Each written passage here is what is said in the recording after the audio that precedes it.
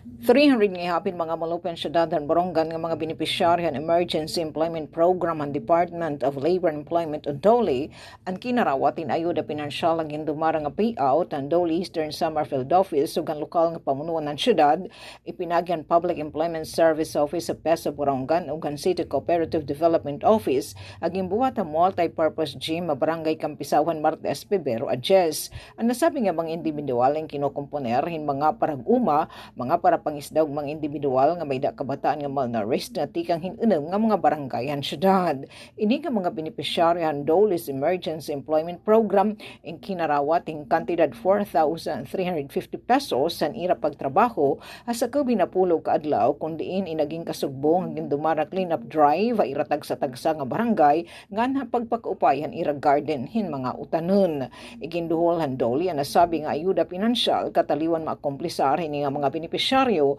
ang mga rekisito sa ira pagtrabaho han naglabay ng Enero 20 nga da Enero at 30 para sa Bagong Pilipinas, Aberia, Radyo Pilipinas, Radyo Publiko, Borongan.